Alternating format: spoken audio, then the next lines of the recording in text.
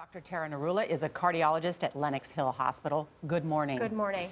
Is a letter the same as medical records? It's not. Okay. Medical records document all the information appropriately. A letter is going to depend on what you include in that letter. Donald Trump has not released this letter either to reporters or to the public. He showed it to Dr. Oz yesterday. In it, he suggested that he's overweight. Audience members said he's either 236 pounds or 267 pounds. What does that suggest about his health? So that would actually, based on his height, make him in the obese category, a body mass index between 30 and 40, which means he's about anywhere between 30 to 50 pounds overweight from where he should be.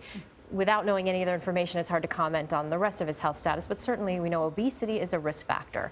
What other things would you like to see? What, blood pressure and what type of medication he's on? Certainly that would help, yes, in addition to any other medical history that he has. We know he's on statins. Right, which are medications used to treat high cholesterol or to lower your risk of cardiovascular disease if you're considered at high risk. And he says he doesn't exercise really, and that he loves fast food. Some people would say that, campaigning is a form of, shows how much stamina you have. Do you agree with that? Well, certainly it requires energy and stamina, no doubt, but you can have not so great health and still be able to survive a campaign trail without any event. So it's not really a great or the greatest marker of your health. All right, Hillary Clinton released a letter. You can click on it on her website that revealed some details about her medical history. What did we learn? So we learned that she basically has a history of blood clots, and that's why she's on the Coumadin. We know she's on Coumadin for that. Hypothyroidism. She takes thyroid replacement medication. B12, Claritin. She's also taking levofloxacin, which is the medication for her pneumonia.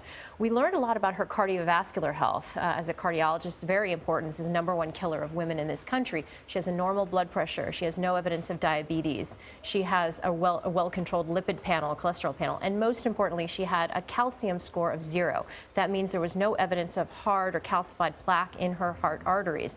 That portends a very good prognosis over the next 5 or 10 years of low risk of cardiac mortality. A previously undisclosed surgery, too, a small tube inserted in her ear for sinus infection. That's right. And interestingly, we also found out that she had a CAT scan of her brain done in the setting of these sinus infections that was normal, which a lot of people would like to know, given her history of a blood clot in her brain that she had back in 2012. So does nice her to see a normal overall CAT health scan. sound good to you based on what you see there? Certainly based on what we know, there's nothing there that stands out currently as being an issue. But, not being her doctor, I can't really comment on anything else. Thank you for coming.